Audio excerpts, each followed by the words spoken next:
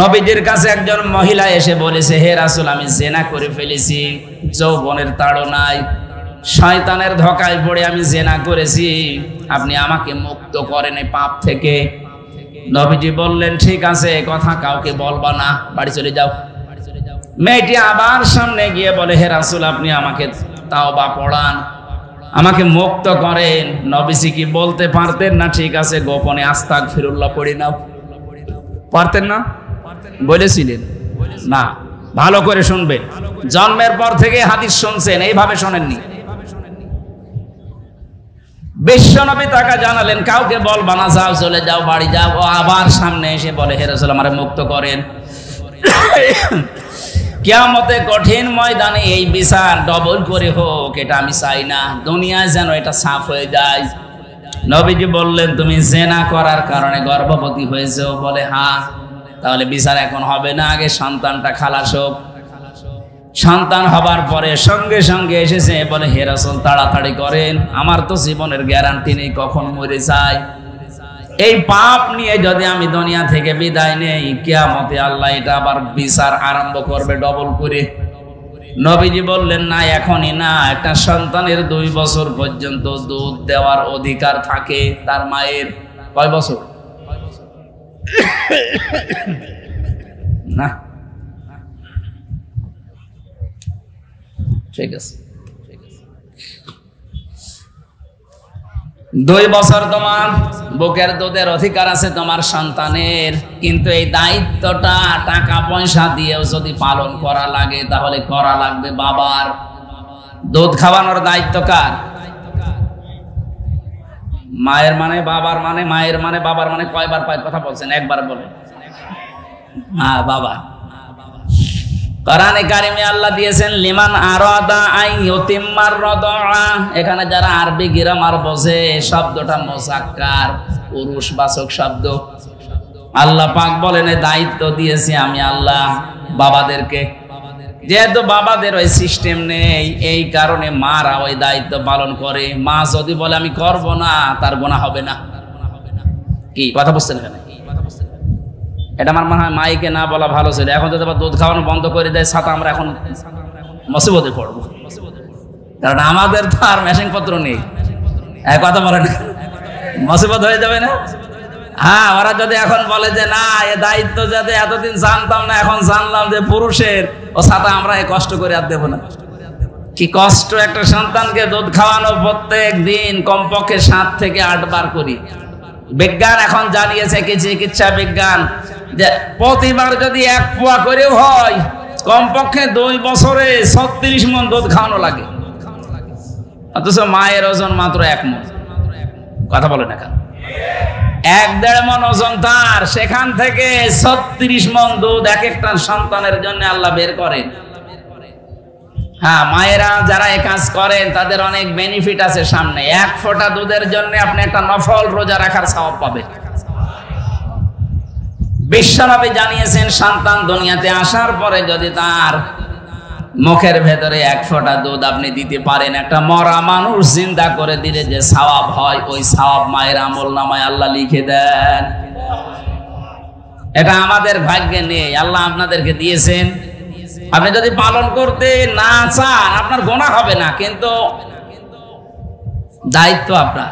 আপনি না চাইলে গুনাহ নেই। বাবা যদি বলে যে হ্যাঁ আমি তোমাকে 2 লাখ 5 লাখ টাকা দেবো, তাও দুধ খাওয়াও, আপনাকে তাও দেওয়ার অধিকার আমাদের আছে, কিন্তু সেই সামর্থ্য তো অনেক বাবার নেই। এই জন্য আপনারা দয়া করেন, আপনারা দয়া করে যান, মনে করবেন এই আয়াত জানতাম না।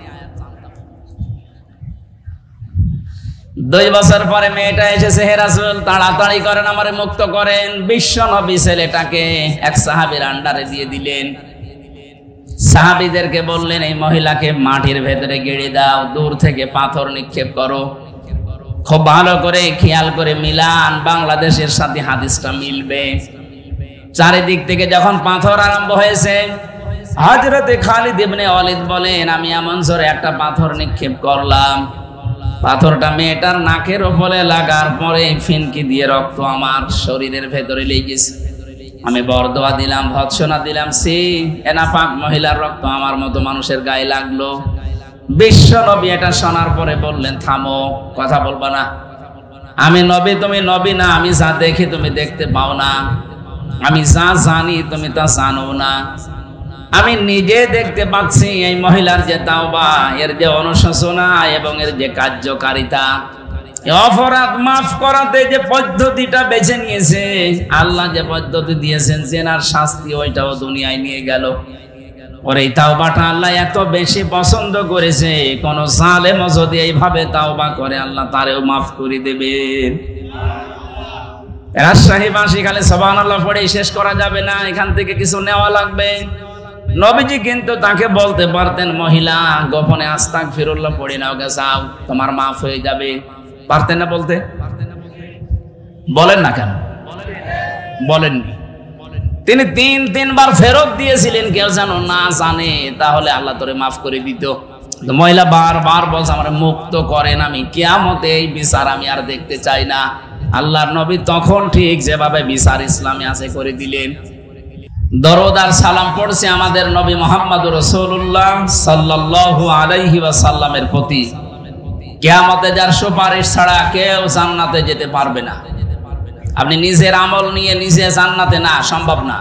যদি এক গ্লাস পানির হিসাব আল্লাহ জিজ্ঞাসা করে, আপনি পারবেন না। পারবেন? এজন্য সুপারিশ লাগবে। যিনি সুপারিশ করবেন তার উম্মত হওয়ার যোগ্যতা আমাদের অর্জন করা দরকার। কোরআনে কারীম জানিয়েছে, ইয়াউমাইযিল লা তানফাউশ শাফাআতু ইল্লা মান আযিনা লাহুর রাহমানু ওয়া রাদিয়া লাহু কাওলা। সূরা তাহা 109 নম্বর আয়াতে আছে, ইয়াউমাইযিন, সেই দিন, লা তানফাউ, নাফা, ইয়ানফাউ মানে উপকার পাওয়া। এটা মুজারে, বর্তমান, ভবিষ্যৎ, প্রেজেন্ট, ফিউচার, দুইটা কাল দিয়ে আল্লাহ জানিয়েছেন। এখন যারা মারা যাচ্ছে ওদের জন্য যদি দুনিয়ায় কেউ আল্লাহর কাছে দোয়া করে, সুপারিশ করে, প্রার্থনা করে, বলে আল্লাহ মাফ করো, মাফ করছে না, ভবিষ্যতে কিয়ামত পর্যন্ত নবীর সুপারিশও কবুল হবে না। ইল্লা মান আযিনা লাহুর রহমান, যার প্রতি আল্লাহ রহমান নিজে ইজেন না দেবেন, অনুমতি না দেবেন। আয়াত থেকে শিক্ষা পেয়েছি আমরা দুইটা। আমার জন্য নবী কিয়ামতে যদি শুকরিয়া আদায় করে, আমার জন্য যদি সুপারিশ করে, প্রথম নাম্বারে আমার প্র্যাকটিক্যাল লাইফ যেটা, জীবন যেটা, এই বিশাল জীবনের উপরে আল্লাহর রাজি থাকা লাগবে। আর রাজশাহীবাসী এবার নিজের দিকে তাকিয়ে বলেন তো, আপনি তো নিজেরটা নিজে জানেন, যা করছেন, যা করবেন, এর উপরে আমার আল্লাহ রাজি আছে। আপনার বিশ্বাস হয় যে আল্লাহ রাজি হয়ে গেছে? না। এখনই আমাদের মন ডেকে বলছে না যে হ্যাঁ আমি যা করছি আল্লাহ রাজি আছে? না, এটা সম্ভব না। আমাদের মনে জীবনও সায় দেবে না। নবী পর্যন্ত মাঝে মাঝে বলতেন, আল্লাহর দয়া ছাড়া, রহমত ছাড়া কেউ জান্নাতে যাবে না। সাহাবীরা বলতেন, হুজুর আপনি বিশ্ব নবী বলেন না, আমিও পাবো না। বলেন তো, যারা আগে পেছনের সব অপরাধ আল্লাহ মাফ করে দিয়েছে, তার যদি হয় মনের অবস্থায়, তা আমাদের কত অবস্থা থাকা দরকার। সেই টেনশন, টেনডেন্সি আমাদের ভেতরে এখনো উদয় হয় না। কিয়ামতের জন্য সুপারিশ পাওয়ার জন্য প্রথম যোগ্যতা অর্জন করতে হবে এখন থেকেই। বাকি যতদিন বেঁচে আছি এমন জীবন তৈরি করব যে জীবনের উপর আমার আল্লাহ রাজি আছে। কথা বোঝা গেছে? রাদিয়াল্লাহু কাওলা, দ্বিতীয় নাম্বার তো আরো কঠিন। আল্লাহ পাক বলেন, যার কথা শুনতে আমি আল্লাহ রাজি থাকবো। তার মানে আপনার প্র্যাকটিক্যাল লাইফে এমন কোন কথা বলা যাবে না যে কথার উপরে আল্লাহ নারাজ হয়ে যায়। মিথ্যা কথা বললে আল্লাহ রাজি হয় না নারাজ হয়? আরো জোরে। তাহলে দুনিয়াতে যতদিন বেঁচে আছি, যাই করি, দুনিয়া একদিকে হয়ে গেল, আমি মিথ্যা বলবো না। এটা শুধু সামিয়ানার নিচে বলেন। সত্যি সত্যি যদি এটা আমরা মেনে নিতে পারি যে জীবন চলে যাক, আমি মিথ্যা বলবো না, আপনি একটা অনির্বচন সুখ পাবেন। এই যে বাচ্চারা, পাখি এবং মুরগির যে বাচ্চাগুলো আমরা দেখতে পাই মায়ের ডানার নিচে যখন থাকে, ডানাগুলো এত সফট, এত কোমল, এত নরম, পরের সাথে যখন পর মিলে যায়, ওর নিচে বাচ্চারা যাবার পরে দেখবেন একটা কিচির মিচির আওয়াজ দেয়। বাংলা এটাকে অনির্বচন সুখ বলে। এটা পৃথিবীতে কিনতে পাওয়া যাবে না। মায়ের আঁচলের নিচে এই সুখটা আছে। আল্লাহ পাক বলেন, মানুষ যখন আমার নিষিদ্ধ কর্ম ছেড়ে দেয়, ওর সামর্থ্য থাকে তারপরও নিষিদ্ধ জিনিস ছেড়ে দেয়, ওকে আল্লাহ একটা আবেশ, একটা আলাদা আনন্দ ওর মনের ভেতরে তৈরি করে দেয়, যেটা টাকা দিয়ে সম্ভব না। ওটা আজ আমরা অনেকেই পাই না। হ্যাঁ পাই তারা, যে মানুষগুলো নিষিদ্ধ কাজ ছেড়ে দিতে পারে। যেহেতু নিষিদ্ধ কাজের ভেতরে মিথ্যা একটা, আর এইটার জন্য আজ যত বড় বড় অপরাধ সংগঠিত হয় বা হচ্ছে, আজকে থেকে সিদ্ধান্ত নেওয়া লাগবে, জীবনে যা হয়ে যায় যাক, মিথ্যা কথা বলবো না। রাজি আছেন কারা বলেন তো? আন্দাজে হাত তোলা যাবে না, কিন্তু সামনে এরকম বহু পরিবেশ আসবে, মিথ্যা বলা লাগবে। আলহামদুলিল্লাহ, এলাকার মানুষ ভালো আছে। সুতরাং রাসূলের সুপারিশ পাওয়ার জন্য যে দুইটা যোগ্যতার কথা কোরআন দিয়ে জানালাম, এমন জীবন তৈরি করা লাগবে যার উপরে আল্লাহ রাজি, এমন কথা বলা লাগবে যে কথা শুনতে আল্লাহর ভালো লাগে। আল্লাহ আমাকে সহ যারাই এসেছি এই আয়াতটা মেনে চলার তৌফিক দেন। সূরা তাহা 116 নম্বর আয়াত। যে কোনো তাফসীর ভালো করে মিলাবেন, দেখবেন আপনার জীবন আরো পরিচ্ছন্ন হবে ইনশাআল্লাহ। আজকে আমরা তেলাওয়াত করলাম সূরা আলে ইমরানের 14 নম্বর আয়াত। গুরুত্বপূর্ণ একটা বিষয় আল্লাহ আমাদেরকে নাড়া দিয়েছে, যেহেতু আমরা মত্ত আছি এই দুনিয়ার জীবন নিয়ে, তাদেরকে আল্লাহ শোনাচ্ছে।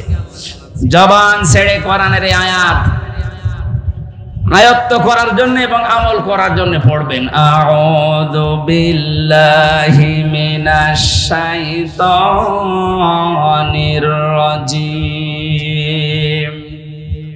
বিসমিল্লাহির রহমানির রহিম। যুজ্জিনা লিন-নাসি হুব্বুশ শাহাওয়াতি মিনান নিসাই ওয়াল বানিন। এই দুইটা শব্দই থাক, একেবারে নিস্তব্ধ হয়ে শুনবেন। যত চেষ্টা করবেন বোঝার জন্য কোরআনের আয়াত, তত তাড়াতাড়ি আপনাকে আল্লাহ হেদায়েত দেবে। আল্লাহ পাক বলেন, যুজ্জিনা লিন-নাস, আমি মানুষের কাছে সুশোভিত করে দিয়েছি, আকর্ষণীয় করে দিয়েছি, আমি পাগল পারা বানিয়ে দিয়েছি মানুষের জন্য এই দুনিয়াতে 7টা জিনিসকে। কয়টা? আরো জোরে বলেন। 1 নম্বরেই যুজ্জিনা লিন-নাসি হুব্বুশ শাহাওয়াতি, মানুষের কাছে ভালোবাসা, মায়া, মহব্বত এবং সুশোভিত, আকর্ষণীয় এগুলো তৈরি করে দিয়েছি। 1 নম্বরে মিনান নিসা, মেয়েদেরকে, মেয়ে লোকের প্রতি আল্লাহ পাক মানুষের জন্য, পুরুষ মানুষের জন্য একটা আলাদা আকর্ষণ, মায়া, মহব্বত এগুলো তৈরি করে দিয়েছেন। কে বলছেন বলেন তো? এটা দেওয়ার পরে বলছেন এটা একটা পরীক্ষা। আমার প্রশ্ন হচ্ছে, পরীক্ষা এইটা, এটা তো পরীক্ষা যখন শুরু হবে ওই সময় প্রশ্নপত্র দেবে, অথচ পরীক্ষা এখনো শুরু হবে মরণের পরে। আগে আল্লাহ আমাদেরকে প্রশ্নপত্র ফাঁস করে দিয়েছেন। ফাঁস করা প্রশ্ন পাওয়ার পরে পরীক্ষা দিয়ে যদি আমি ফেল করি, তা আমার মতো ছাত্র আর দুনিয়ায় আছে? আমি কয় নাম্বার? 83 নাম্বার। এক ছেলে এসে ডাকছিল, কাঁদছে, হেডমাস্টারের কাছে বলছে, স্যার এই যে আমার ব্যাগ আমার কাঁধের উপরে, আমার হাতে পেন্সিল আছে, আমি যে পজিশনে দাঁড়িয়ে আছি আপনি দেখতে পাচ্ছেন, হয় ছুটি দেন নাই আমি গেলাম। হেড স্যার চিন্তা করছে যে কায়দায় আছে, ছুটি দিলেও পালাবে, না দিলেও দৌড়ে যাবে। এই তোরে ছুটি দেবো, দাঁড়া, তোর রোল নাম্বার কত? 82। 82 মানে ক্লাসে ছেলে মেয়ে কয়টা? 82টা। 82টা ছেলে মেয়ে ক্লাসে, ওর রোল নাম্বার 82। ওর খুব ভালো ছাত্র, ওর জীবনের কোনো উদ্দেশ্য আছে? ওর শুধু বাবা মার ভয়ে আসে আর এই টাঙ্কি মেরে চলে যায়। আমাদের অবস্থা যেন এরকম না হয়ে যায়। প্রশ্নপত্র হাতে পাওয়ার পরও যদি আপনি ফেল করেন, আমার মনে হয় আপনি শুধু ফেল না, যেখানে ছিলেন। আমার কথার অর্থ বোঝেননি ভাই। একটা ছেলে রেজাল্ট বেরিয়েছে ক্লাসে, বাবার কাছে এসে বলছে, আব্বা রেজাল্ট বেরিয়েছে। রেজাল্ট বেরিয়েছে, কাঁদিস কেন? কথা বলছে না। কাঁদিস কেন? কথা বলছে না। যে থাপ্পড় দিয়েছে বলছে আব্বা কাঁদি এই কারণে, ফেল করেছিলাম না, ফেল করলে তো ওই ক্লাসে থাকতে পারতাম, ছিলাম 5-এ, নামিয়ে দিয়েছে 3। আমার এখন 5-এ উঠতে 2 বছর লাগবে। তা আমরা প্রশ্নপত্র কিন্তু পেয়ে গেলাম সেই কিয়ামতে এটা হবে, অথচ এখনই পেয়ে গেছি। এরপরও যদি আমরা দুনিয়ায় ফেল করে বসি, তা আমার মতো এরকম অগা, এরকম দুর্বল ছাত্র আর দুনিয়ায় নেই। 1 নম্বরে আল্লাহ আমাদের কাছে আকর্ষণীয়, সুশোভিত করে দিয়েছে, মায়া মহব্বত ভালোবাসা তৈরি করে দিয়েছে মেয়েদের। এখান থেকে সবচাইতে বড় পরীক্ষা এটা সামনে আমাদের প্রত্যেকের জন্য। নবীজি ইন্তেকালের আগে জানিয়েছেন, এই পৃথিবীতে আমি 2টা জিনিস আমার উম্মতের জন্য ভয়ঙ্কর রেখে গেলাম পরীক্ষার বস্তু। 1 নম্বরে মেয়ে লোক, 2 নম্বরে জমি জায়গা। আপনি আজ আদালতের দিকে তাকান, আমি তো 3টা বছর জেলে থেকে দেখেছি, অধিকাংশ মামলাগুলো হয় মেয়ে লোক নিয়ে, না জমি জায়গা নিয়ে। কথা বলছে না কেন? যেহেতু এটা প্রথম পরীক্ষা আমাদের জীবনে। আল্লাহ রাব্বুল আলামিন নিজে জানিয়েছেন, লিন্নাসি হুব্বুশ শাহাওয়াতি মিনান নিসা। এই যে লাম শব্দটা এখানে আছে, এটা মরা মানুষের জন্য না, জীবিত মানুষদের জন্য লাম ব্যবহার করা হয়। জীবিত যত পুরুষ মানুষ দুনিয়ায় আছে, এদের জন্য আমি আকর্ষণীয়, সুশোভিত করে দিয়েছি, ভালোবাসা মহব্বত ঝুঁকে পড়ার বস্তু হিসাবে তৈরি করে দিয়েছি আমি আল্লাহ 1 নম্বরে মেয়েদেরকে। এটা শুধু আজকে এখন থেকে না, যেদিন তৈরি হয় হযরতে আদম আলাইহিস সালাম, ওই দিন থেকে এটা চলে আসতেছে। হযরতে আদম বিশাল জান্নাতে ছিলেন, অথচ তার এত নিয়ামতের ভেতরেও শান্তি লাগে না। তার মনের অবস্থা আল্লাহ বুঝতে পারলেন, ঘুম দিয়ে দিলেন চোখে। তিনি ঘুমিয়ে আছেন, বাম পাজরের হাড় একটা বের করে আল্লাহ সুন্দর একটা মেয়ে লোককে বানিয়ে তার বাম পাজরে রেখে দিলেন। এই পৃথিবীতে যে 4 জন মহিলার জীবনী পড়ে আমি সব চাইতে সুন্দরী পেয়েছি, তার ভেতরে হযরতে হাওয়া 1 নাম্বার। এত সুন্দর করে আল্লাহ দুনিয়ায় কোনো মহিলাকে বানাননি। 2 নম্বরে নাম পেয়েছি হযরতে ইব্রাহিম নবীর প্রথম স্ত্রী হযরতে সারা। 3 নম্বরে জুলেখা। 4 নম্বরে মুহাম্মদুর রাসূলুল্লাহর ছোট মেয়ে হযরতে ফাতেমাতুজ জাহরা রাদিয়াল্লাহু তাআলা আনহা। এত সুন্দর করে আল্লাহ দুনিয়ায় কোনো মেয়ে লোককে বানাননি, কিয়ামত পর্যন্ত আর বানাবেন বলে আমরা পাইনি। 1 নম্বরে যার নাম বললাম, তিনি আমাদের আদি মাতা হযরতে হাওয়া। হযরতে আদম ঘুম থেকে ওঠার পরে দেখলেন, একদিকে তাকালেন, 2 নম্বরে ধরতে গেলেন।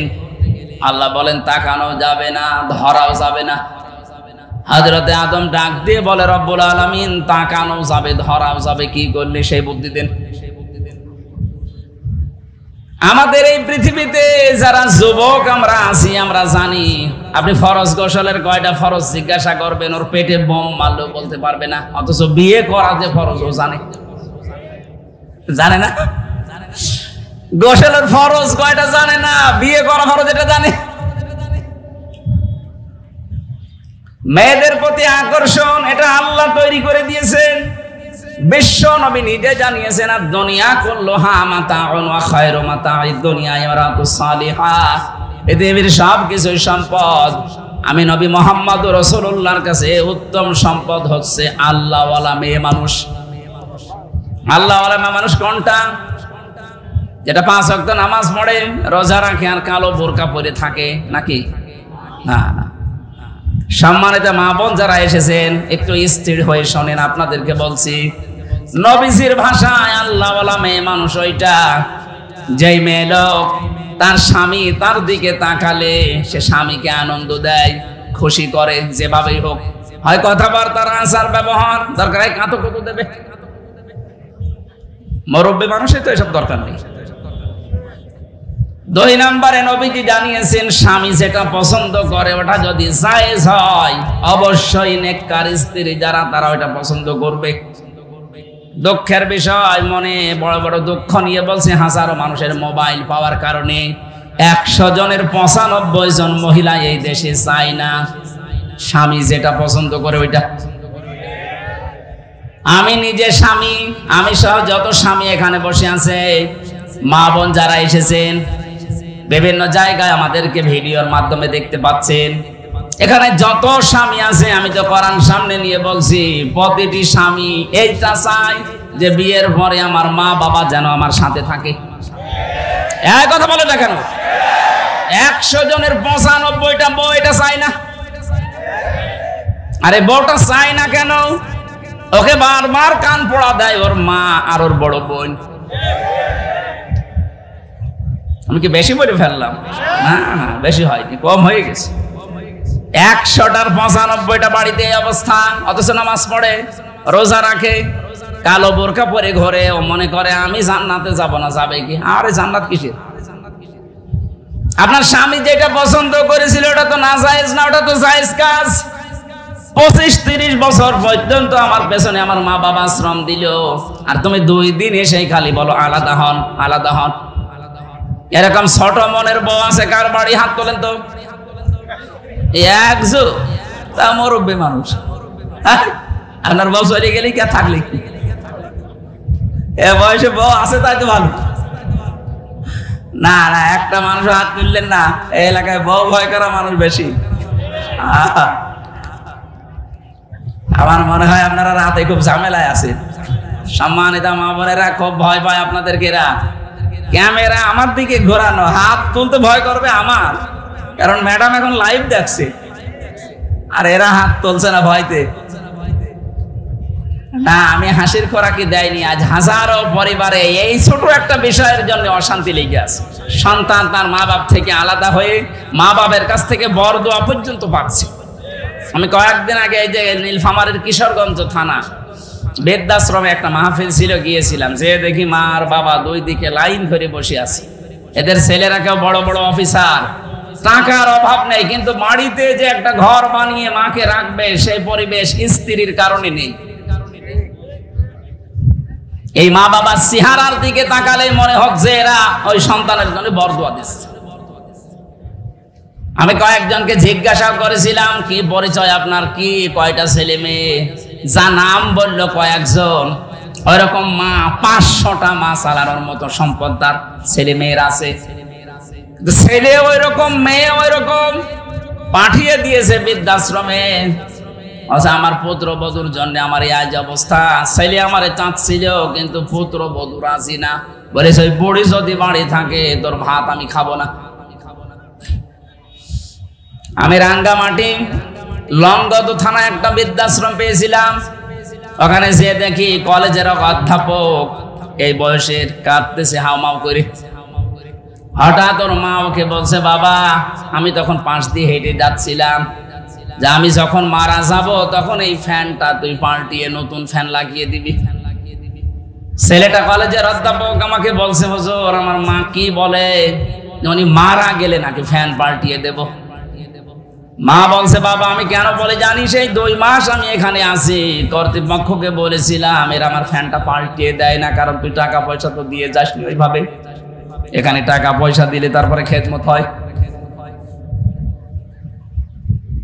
আমি যা দেখলাম এই 2 মাসে, আমার যা বাস্তবতায় অনুধাবন হচ্ছে, আমার মনে হচ্ছে কিছুদিন পরে আমি মরে গেলে তুই যখন আমার বয়সে আসবি, তোর ছেলে মেয়েরা তোকে এখানে রেখে যাবে। তোর তো আবার ফ্যান ছাড়া ঘুম হয় না, তোকে তো বাতাস দেওয়া লাগে। ছোটবেলা থেকে আমি তোর পেছনে শ্রম দিয়েছি, আমি জানি। তারা আগে থেকে সতর্ক করে দিলাম, ফ্যানটা নতুন করে পাল্টিয়ে দিবি, নয়তো তোর ঘুম আসবে না। ওই অবস্থায় দেখলাম ওর হাতের ওপরে ওর মা মারা গেল। হাও মাও করে কেঁদে বলছে, হুজুর আমার প্রতি আপনি রাগ করবেন না, এ দোষ শুধু আমার একা না, এ দোষ আমার বোর। 2 মাস আগে আমার সাথে গন্ডগোল করে বলেছে বুড়ি বাড়ি থাকলে আমি বাড়ি থাকবো না। আমার ছেলে মেয়ে আছে 2টা, তাদের মুখের দিকে তাকে আমি তালাকও দিতে পারি না। শেষ পর্যন্ত বাধ্য হয়ে আমার বাবা মারা গেছে সেই ছোটবেলায়, রেখে গেলাম এই বৃদ্ধাশ্রমে। আজকে আমার মাটা মারা গেল, আমার নাম ধরে ডাকার মতো দুনিয়ায় আর কেউ নেই। রাজশাহীবাসী রাঙ্গামাটির লংগদ থানার ওই কলেজের অধ্যাপক শুধু না, এখানে অনেক মানুষ আমরা ঠিক ওই রকমই বসে আছি।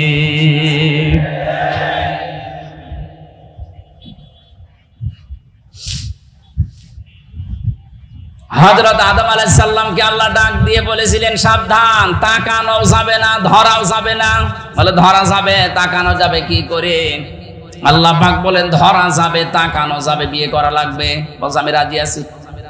বিয়ে করতে রাজি হলে হয় না, দেন মোহর দেওয়া লাগে। কি দেওয়া লাগে? আমাদের দেশে যদি এটা বাকিতে চলছে, এটা কিন্তু নিয়ম না। আগে মেয়ের হাতে তার ইজ্জতের এই দামটা আপনি তুলে দেবেন, এরপরে তার কাছ থেকে বাড়িতে নিয়ে যাবেন। হযরত আদম আলাইহিস সালাম বলেছিলেন, আল্লাহ দেন মোহর দেব কি দিয়ে? আল্লাহ বলেন, আমার শেষ নবী মুহাম্মদুর রাসূলুল্লাহর উপরে 10 বার দরুদ শরীফ পড়ো। 10 বার দরুদ শরীফ পড়ার পরে এবার বিয়ে শেষ।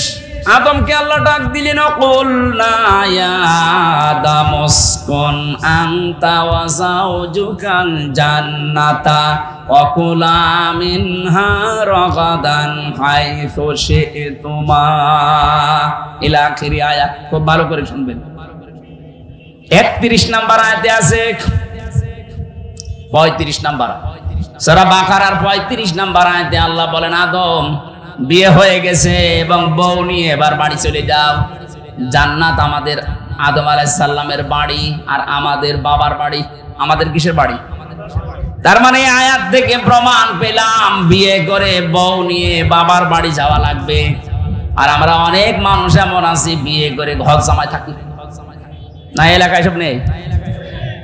এই ঘর জামাই আছেন কার? হাত তোলেন তো। এলাকা ঠিক আছে না? না, আমি হাসতে বলি ভাই। এতগুলো মানুষের ভেতরে একটা ঘর জামাই একটা পেলাম শুধু, আলহামদুলিল্লাহ, ভালো তো। এগুলো কুষ্টিয়ায় বেশি। বিয়ে করার পরে বউ নিয়ে ঘর জামাই থাকা লাগবে না বাড়ি নিয়ে যাওয়া লাগবে? বলেন। বউ নিয়ে বাড়ি যে কি করবেন? প্রথমে আল্লাহ দিয়েছেন ওয়াকুলা। জান্নাতে যাবার পরে কি করবা? নিজে সেই মানের খাবার খাবা নিজের বাড়িতে, যেই মানের পোশাক পরবা ওই মানের খাবার ওই মানের পোশাক বউকে দিবা। আল্লাহ কিন্তু একবারে ওয়াকুলা দিয়ে বচন দিয়েছেন, আংতা ওয়াকুলা দেয়নি। আল্লাহ যদি মাঝখানে আংতা দিত যে তুমি আগে মরণের খাওয়া খাও এরপরে বউকে যা পারো দেও, না, একবারে দিয়ে বচন দিয়ে নারীর অধিকার আল্লাহ প্রতিষ্ঠা করে দিয়েছেন। যতটুকু স্বামী খাবে যেই মানের খাবার ওই মানের খাবার স্ত্রীকে খাওয়ানো লাগবে। এর চাইতে অধিকার আপনাকে দুনিয়ায় কোন ধর্ম দিয়েছে? আপনার অধিকারই আপনি জানেন না। এজন্য নারী পক্ষ, নারী স্বাধীনতা আন্দোলন, নারী বিপ্লব পরিষদের কথা শুনে লাপাচ্ছেন। আরে ওরা আপনাকে ভোগ করতে চায়। কথা বলে না কেন? আজ অনেকে জুজুর ভয় দেখাচ্ছে মেয়েদেরকে। ইসলাম যদি দেশে কায়েম হয়ে যায়, ইসলাম যদি রাষ্ট্র ক্ষমতায় চলে যায়, তোমাদেরকে বাক্সবন্দী করে ফেলবে। এই জন্য জামাত ইসলামের শ্রদ্ধাভাজন আমির জামাত ডাক্তার শফিকুর রহমান ঘোষণা দিয়েছেন, ইসলাম যদি দেশে একবার চলে আসে, বিশ্বাস করেন বাংলাদেশে সবচেয়ে বেশি নিরাপদে থাকবে মেয়েরা। নদের যে অধিকার আল্লাহ দিয়েছে কোরআন দিয়ে, নবীর হাদিস দিয়ে সবগুলো দেওয়া হবে। ইসলাম কায়েম না হলে জীবনও আপনি অধিকার পাবেন না। আপনি কন্যা হিসাবে আজ কোনো অধিকারে নেই, বধূ হিসাবে কোনো অধিকারে নেই, মা বাবা হিসাবে তো নেই। ইসলাম না আসলে কোলার বাস্তবতা আপনি দেখতে পাবেন না। আজ আমরা অনেকেই বাইরে ভালো ভালো খাবারে অভ্যস্ত, হোটেলে মরণের খাওয়া খেয়ে আসে। বাড়িতে যে কি আছে, কি খাচ্ছে না খাচ্ছে, কি মানের খাবার ওদিকে খেয়াল নেই। মানে ও দুনিয়ার মানুষ, ও মহিলাও না খেয়ে মারা যাক না। আপনি জান্নাত পাওয়া কঠিন হয়ে যাবে, এটা দুনিয়ার বিষয় না, এটা কোরআনের নির্দেশ। অকুলা বউ নিয়ে বাড়িতে যাওয়ার পরে যেই মানের খাবার খাবা ওই মানের খাবার ওকেও খাওয়ানো লাগবে। এতটুকু আল্লাহ শেষ করেননি। রাগাদান হাইসু শি'তুমা, বউকে শুধু ঘরের ভেতরে চার দেওয়ালে আটক করে রাখলে হবে না, মাঝে মাঝে তাকে যেখানে ইচ্ছা নিয়ে যাও, যা ইচ্ছা খাও। ওই যে জান্নাতের ভেতরে আল্লাহ এটা এমনি দেয়নি। দুনিয়ার ময়দানে যে মানুষগুলো আসবে এরা যেন তাদের স্ত্রীকে নিয়ে মাঝে মাঝে বেড়াতে যায়, এটা স্ত্রীর অধিকার। এখানে কত মানুষ আছে সারা জীবন কাটিয়ে দিল, কোনদিন স্ত্রীকে নিয়ে একটু যে মেলায় যাবে না। এখন তো আর মেলা নেই। মেলা আছে? মেলা নাম আছে শুধু মেলার, শিশু মেলা নাম দিয়েছে, শিশু নেই। তাহলে শিশুর খালারা আর মামারা, ওই রকম মেলায় যাওয়া যাবে না। আল্লাহ কিন্তু এখানে বেঁধে দিয়েছেন নিয়মটা, ওয়ালা তাকরাবা হাদিহি শাজারা, এই গাছের কাছে যাবা না। কোন গাছ? আমরা মনে করি গন্ধম গাছ। আরে ভাই, শুধু গন্ধম গাছে যদি উদ্দেশ্য হবে তে কোরআনে আল্লাহ দুনিয়ায় পাঠিয়ে দিল কেন? এ দুনিয়ায় গন্ধম গাছ আছে নেই? আয়াতের তাফসীর করা লাগবে স্থান কাল পাত্র ভেদে, বাস্তবতার সাথে মিলিয়ে। এখন যেহেতু দুনিয়াতে গন্ধম গাছ নেই, কিন্তু আল্লাহর নিষিদ্ধ গাছ আছে। কথা বলেন না কেন? আল্লাহর নিষিদ্ধ গাছ কি? খেজুর গাছ, তাল গাছ, কি আতা গাছ, গাঁজা গাছ। না না, কে বলছে গাঁজা নিষিদ্ধ? গাঁজা খেলে অনেক রোগ সারে। বাংলাদেশে একটা মাত্র জেলা আছে যেখানে আমার জন্ম। সারা পৃথিবীতে একটা জায়গা আমি পাচ্ছি যেখানে পুলিশ পাহারা দিয়ে গাঁজা খাওয়া, লালনের মাজারে। না না, গাঁজা গাছের কথা না ভাই। এখানে তাকারাবা হাদিহি সাজারা, এই গাছের কাছে যাবা না, এটা নিষিদ্ধ গাছ বলে আল্লাহ বর্ডার দিয়েছেন। দুনিয়ায় বহু বর্ডার আছে আল্লাহর, এই বর্ডার গুলো যেন আপনি ক্রস না করেন। তাহলে বউ নিয়ে এমন কোন অনুষ্ঠানে যাওয়া যাবে না, এমন কোন বিয়ে অনুষ্ঠানে, মার্কেটে, বাজারে, মেলায় যাওয়া যাবে না যেখানে গেলে আপনারও পর্দা থাকে না, আপনার বউরও পর্দা থাকে না। এরকম অনুষ্ঠান নেই।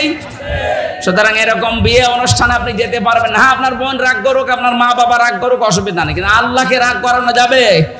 আল্লাহ এই জন্য নিষেধ করলেন, বউ নিয়ে ঘোরাঘুরি করো, বিভিন্ন জায়গায় যাও, কিন্তু এমন জায়গায় যাবা না যেখানে গেলে পর্দা থাকে না। এমন বিয়ে অনুষ্ঠানে যায়, যাওয়ার সময় পর্দা করে যায়, ওখানে গিয়ে রং মাখামাখি করে। এই কথা বলছেন না কেন? কবিরা গুনাহ হবে। এরকম কোন বিয়েতে যদি যান যেখানে গেলে যে দেখবেন যে না পর্দা থাকছে, আপনি চলে আসবেন। এখন যদি মনে করেন আমার আপন ভাই, ও মন খারাপ করুক, ওর চাইতে আল্লাহর মন বড় না?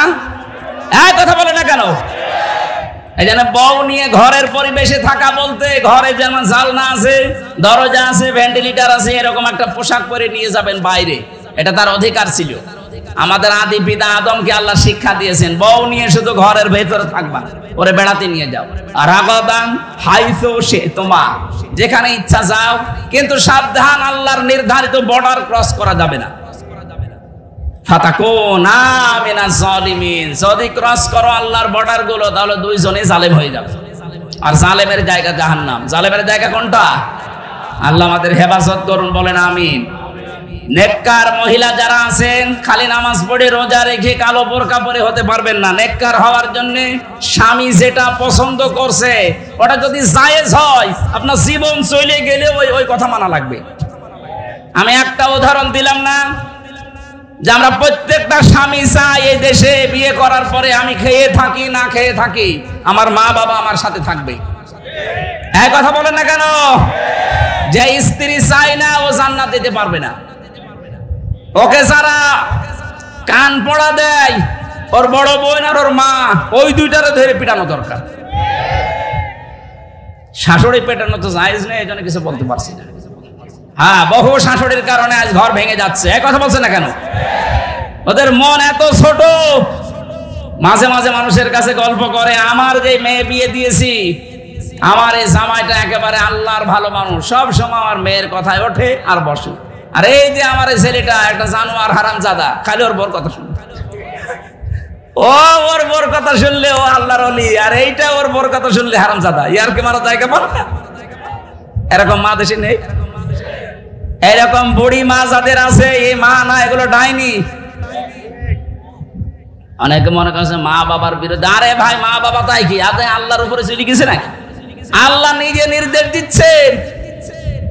সম্মানিত মা বোনেরা, এই জন্য শ্বশুর আর শাশুড়ি যারা আছেন, আপনার অত্যাচারের কারণে যদি কোনো পুত্রবধূ দুনিয়ায় কষ্ট পায়, আপনি হাজী সাহেব হন, নামাজ পড়েন, তাহাজ্জুদ পড়েন, সবগুলো মাঠে মারা যাবে, কবুল হবে না। আমরা যেহেতু প্রথম শব্দই মিনান নিসা পেয়েছি, মেয়ে লোক, এটার প্রতি আকর্ষণ আল্লাহ তৈরি করে দিয়েছেন। আমরা এখান থেকে যেন দুনিয়ার দিকে ঝুঁকে আমাদের আখিরাতটা নষ্ট করে না ফেলি। আজ আমাদের মোবাইলে, বিশেষ করে মোবাইল, কম্পিউটার, টেলিভিশন, এগুলোর দ্বারা মেয়ে লোকের যে সমস্ত অবান্তর জিনিসপত্র চলছে, এইগুলোর দ্বারা হাজারো নামাজি, এমনকি আল্লাহওয়ালা মানুষও আমরা ধ্বংস হয়ে যাচ্ছি। কথা বলেন না কেন? আমি একটা ফতোয়া বলছি, শোনেন। যেটা আপনার সামনে দেখলে, নিজে নিজে দেখলে আনন্দ লাগে, আর অন্য কেউ দেখে ফেললে আপনার লজ্জা লাগে, ওই রকম জিনিস মোবাইলে রাখা হারাম। এরকম কিছু মোবাইলে যদি থাকে এই মুহূর্তে ডিলিট করবেন। যেটা নিজে নিজে দেখলে আনন্দ পান, অন্য কেউ দেখে ফেললে আপনার লজ্জা লাগে, এরকম কিছু যদি থাকে, সে নাটক হোক, সিনেমা হোক, অলঙ্ক নাচ হোক, এখনই ডিলিট করা লাগবে। ওরকম কোন ছবি হোক এক্ষণে ডিলিট করেন। তারপরে আমি একজনের মোবাইল চাইবো, দেন ডিলিট করেন, তাড়াতাড়ি করেন। এলাকায় মনে হয় এগুলো এখনো আসেনি।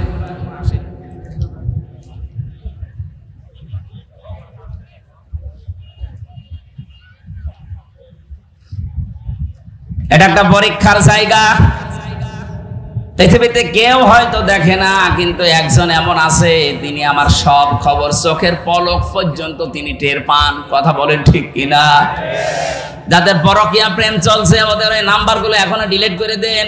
যদি মুখস্থ করে রাখেন নাম্বার, 10 দিন আপনি কল দেবেন না, দেখবেন নাম্বার ভুলে গেছেন, নাকি মনের খাতায় লিখে রেখেছেন। যাদের বান্ধবী আছে, বান্ধবীর নাম্বারে কল, ওই মহিলার সাথে কথা বলা যায় যাচ্ছে, যে মহিলার সাথে আপনার বিয়ে করা হারাম, ওই মহিলার সাথে ওই আনন্দ সেরে একেবারে মোলায়েম কণ্ঠ দিয়ে কথা বলা যায় নেই, যার সাথে বিয়ে যায় যাচ্ছে। 14 জন মহিলার নাম পেয়েছি। এই মহিলাগুলোর সাথে আপনি দেখা করতে পারেন, কথা বলতে পারেন। তার ভেতরে মা, কি বললাম বলেন বলেন, দুধ মা, ফুফু, খালা, নিজের মেয়ে, ভাইয়ের মেয়ে, বোনের মেয়ে, নিজের পুত্রবধূ, এরকম 14 জন মানুষের নাম সূরা নিসার ভেতরে এসেছে। আপনি যদি এদের সাথে মোবাইলে কথা বলতে চান, সামনাসামনি বলতে চান, কথা বলতে পারবেন। কিন্তু মুখমণ্ডল, হাতের কবজি আর পায়ের পাতা খোলা রাখা, বাকি শরীর ঢেকে রাখা লাগবে। 14 জনের বাইরে যদি কারো সাথে কেউ কথা বলতে চায়, কোন মহিলাও, আল্লাহ পাক কোরআনে নির্দেশ দিয়েছেন, ইয়া নিসা আন-নাবিয়্যি লাস্তুন্না কাআহাদিম মিনান নিসাই ইন ইত্তাকাইতুন্না ফালা তাখদা'না বিল কওলি ফায়াতমা'আল্লাযী ফী কলবিহি মারাদুন ওয়া কুলনা কাওলাম মা'রুফা। হে পৃথিবীর মেয়েরা, এটা নবীর স্ত্রীদেরকে আল্লাহ উদ্দেশ্য করে জানিয়েছেন। ও বাংলার মুসলমানেরা, নবীর স্ত্রীরা তো আমাদের কাছে মায়ের সমতুল্য। কথা বলেন না কেন? মায়ের সাথে কোনো খারাপ ধারণা কেউ করে, তারপর আল্লাহ মায়ের কথা নিলেন। হে মেয়েরা, নবীর স্ত্রী যারা, তোমরা যদি কারো সাথে কথা বলো, মোবাইল তো সময় ছিল না, ওই জায়গায় হেজাবের নাম আছে, পর্দার আড়াল থেকেও যদি কেউ কথা বলতে চায়, কথা বলবা সঠিক, মিথ্যা কথা বলা যাবে না। মোবাইলে বলেন, ফ্যাক্সে বলেন, শাক ঝাল দিয়ে কথা বলবেন।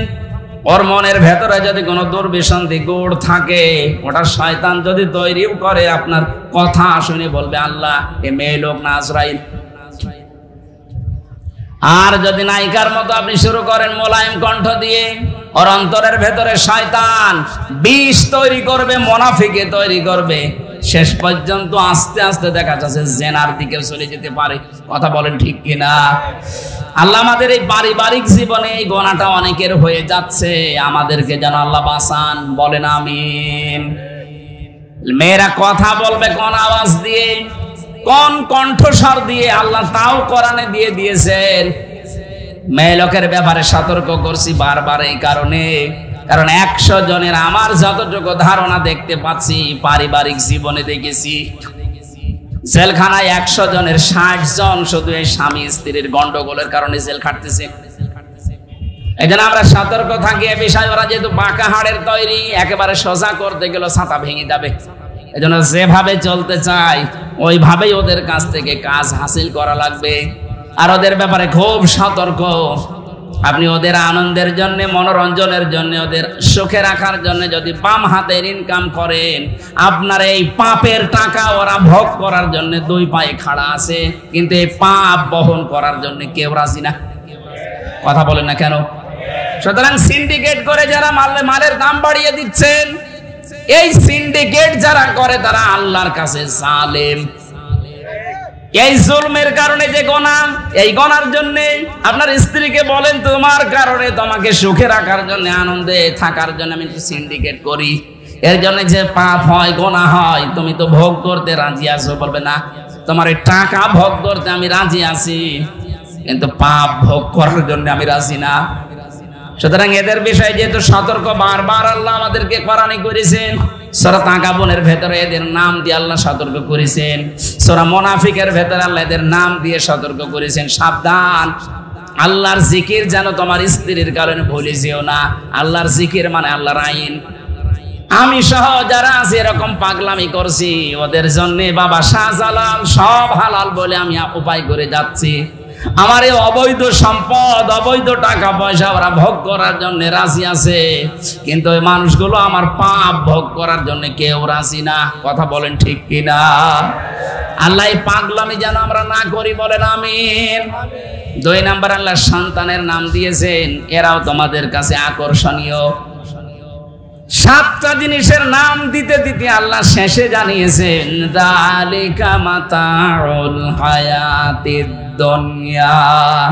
হে পৃথিবীর মানুষেরা, যত সুন্দরী হোক, যত সুতরাং এই 15.5 বছরে যারা গমের সাথে, খুনের সাথে, যারা মানুষের চাঁদাবাজির সাথে, চুরির সাথে, মানুষকে বিনা কারণে মিথ্যা মামলা দিয়ে হয়রানি করার সাথে, ধরিয়ে দেওয়ার সাথে, বিনা কারণে মানুষকে জেল খাটানোর সাথে, ঘর বাড়ি থাকতে দিতেন না, আয়না ঘরের সাথে যারা জড়িত, তারা যদি এখন শুধু আস্তাগফিরুল্লাহ পড়ে হাসাও মাহমুদের মতো হবে না, ওর শাস্তি পাওয়া লাগবে আগে। যেই ধরনের অপরাধী তাকে ওই ধরনের শাস্তি। ইসলামী নিয়ম যেহেতু দেশে এখনো কায়েম হয়নি, সরকারি যে নিয়ম আছে দেশে, ওই নিয়মে তার শাস্তি দেন। কথা বলেন না কেন? 10 পয়সা পরিমাণে কেউ যদি সম্পদ চুরি করে, ও যদি অভাবে না করে স্বভাবে করে, তাহলে তার হাত কেটে দেওয়ার নিয়ম।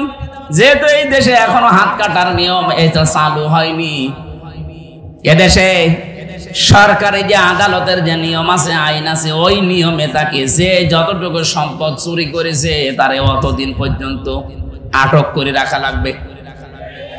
আমার মনে হয় এই আইন অনুযায়ী যদি 10 পয়সা অনুযায়ী জিকির করা লাগে, আপনাকে জেলে দেওয়া লাগে, আপনি 36,000 কোটি টাকা মেরে খেয়েছেন।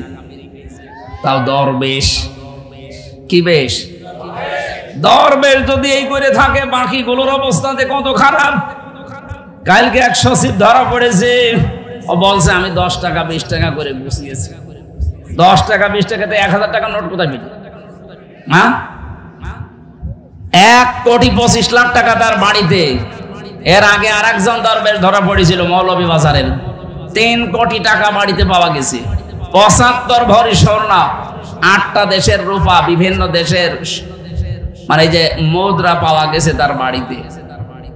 এর প্রত্যেকটা চরিত্র এরকম।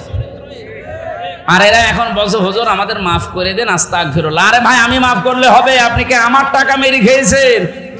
আপনি এদেশের 18 কোটি মানুষের টাকা মেরে খেয়েছেন। আগে 18 কোটি মানুষের বাড়ি বাড়ি যেয়ে বলেন। এই জন্য জালেমরা যা করেছে, ওদের দুনিয়াও শেষ, কারণ অনেক মানুষ মারা গেছে 15.5 বছরে, তাদের কাছেও মাফ চাবে কি? এই কথা বলেন না কেন? না, আমরা যেন আমাদের কপালে আবার ওরকম আগুন না লাগাই। অনেকে তো এই ধান্দায় আছে, আগে চেয়ারে বসি দেখি কি করা যায়। না, এগুলো থামা লাগবে ভাই। আপনি নিজের কপালে নিজে আগুন লাগাবেন না। জালেমদের বিরুদ্ধে আল্লাহ নিজে যখন মামলা দেবে, উনি নিজেই বিচারক, নিজেই মামলার বাদী। আপনার তার মানে জাহান্নাম ছাড়া উপায় নেই। আল্লাহ তুমি আমাদেরকে এই রকম অবস্থা থেকে বাঁচাও, বলেন আমিন। আমি আবার রিপিট করছি বিষয়টা, যারা এরকম অপরাধ করেছেন, যদি মনে করেন বড় হুজুর দিয়ে আস্তাগফিরুল্লাহ পড়িয়ে নিলে মাফ হয়ে যাবে, না, বিষয়টা ঠিক না। আপনি ভুল পথে আছেন। আর যারা এগুলো করাচ্ছে তারা আপনাকে প্রতারণায় শিকার করাচ্ছে। আপনি এই মুহূর্তে নবীর ওই সাহাবিয়ার মতো আমার মনে হয় তাওবা করে যদি পবিত্র হয়ে মুক্ত হয়ে যেতে পারেন, আপনার জীবনটাই কিছু পাবে। আর যদি এইভাবেই মারা যান, মরণের পরে আল্লাহ আপনার এই পাপের জন্য, কেউ যদি গুমের সাথে জড়িত থাকে, কেউ যদি আয়না ঘরের সাথে জড়িত থাকে, কেউ যদি মানুষকে বিনা কারণে মিথ্যা মামলা দিয়ে আটক করায়, এই পাপের সাথে জড়িত থাকে, নাকি এই পাপ দুনিয়া ছিল না? বলেন। সারা বাংলাদেশে কোনো পাপ যদি নাও থাকে, এই পাপটা ছিল। আন্দাজে মিথ্যা মামলা দিয়ে তারা বছরের পর বছর জেল খাটিয়েছে। কত মানুষকে 15.5 বছর বাড়িতে পর্যন্ত থাকতে দেয়নি। ধানের খেতে, বাঁশের খেতে, বিভিন্ন জায়গায় মানুষগুলো থাকতো। আপনি এই অপরাধের জন্য আস্তাগফিরুল্লাহ পড়বেন, আল্লাহ মাফ করে দেবে, তাহলে ওর প্রতি অবিচার হবে না? আল্লাহ কি অবিচার করে? বলেন বলেন। ন্যায় বিচারের স্বার্থে হলো আপনাকে আমি আহ্বান জানাচ্ছি, যার যে অপরাধ যার কাছে, তার কাছে যে স্বীকার করে। আর আগামীতে এই পাপ আর এই পৃথিবীতে যেন না হয়। আল্লাহ আমাদেরকে সাহাবিয়ার মতো তাওবা করার তৌফিক যেন দান করেন, বলেন আমিন। সুতরাং যারা আজও বিশ্বের মডেলদের সিম্পিতি পাওয়ার জন্য এই মিথ্যা কথা ছড়াচ্ছেন যে আমরা নির্বাচিত ছিলাম, এ কথা আপনি বন্ধ করেন, নয়তো নামের আগে যে হাজী সাহেব, এটা পাজি সাহেব হয়ে যাবে। বলেন যে আল্লাহ আমাদেরকে কোরআনের কিছু হেদায়েতমূলক কথা শোনানোর জন্য এখানে বসিয়েছেন। অনেক মানুষ ছিল এলাকায়, সবাইকে আল্লাহ নেয়নি, নিয়েছে। কারণ এখানে আসার জন্য যেটা এটা ইবাদত, ইবাদত করার জন্য আল্লাহর দয়া লাগে। আল্লাহ রাব্বুল আলামিন ওই মানুষকে ভালোবাসেন যাকে ইবাদত করার মতো যোগ্যতা দেন। আজকে যেহেতু একটা ইবাদতের সময় সুযোগ আমরা বের করতে পেরেছি আল্লাহর কাছ থেকে, বলেন তো আলহামদুলিল্লাহ। وقد قال الله تعالى في كلامه المجيد وبرهانه التوحيد: أعوذ بالله من الشيطان الرجيم. بسم الله الرحمن الرحيم.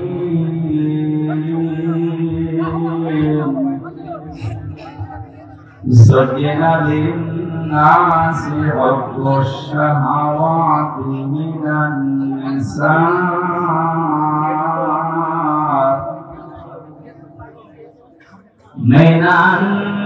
النساء والبنين والقناطير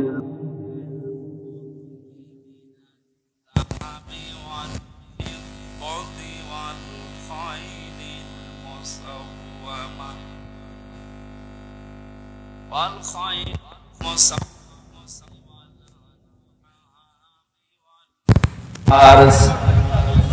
ذلك متاع الحياة الدنيا والله عنده حسن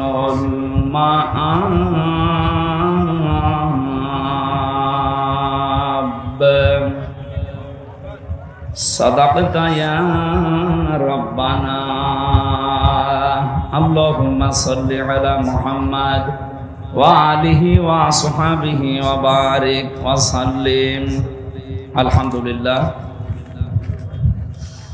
রাজশাহী জেলার বাগমারা থানার অন্তর্গত চানপাড়া যুব সমাজের উদ্যোগে তাফসীরুল কোরআন মাহফিলের স্বনামধন্য সভাপতি,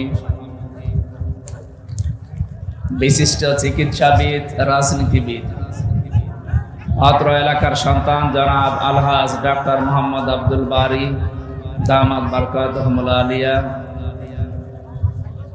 মাহফিলের প্রধান অতিথি বিশিষ্ট ইসলামী চিন্তাবিদ, শিক্ষাবিদ অধ্যাপক জনাব কামাল হোসেন, সদস্য সচিব বাগমারা উপজেলা বিএনপি, বিশেষ অতিথিবৃন্দ, অনেকগুলো মানুষের নাম দিয়েছেন আপনারা। আমরা দোয়া করছি সবার জন্য। ওয়ারাফা'না লাকা যিকরাক, আল্লাহ সবার মর্যাদা সম্মান দুনিয়া আখিরাতে যেন বাড়িয়ে দেন তার ঈমান এবং আমলের উপরে ভিত্তি করে। এই কথা বলা যাবে না ভাই, দাঁড়িয়ে থাকেন, বসে থাকেন, কথা বল। আর এখানে দাঁড়িয়ে থাকার কি আছে? পেছনে মানুষ দেখছেন না? এখান থেকে সব সরিয়ে দিন, দেন সরিয়ে দেন, তাড়াতাড়ি সরিয়ে দেন।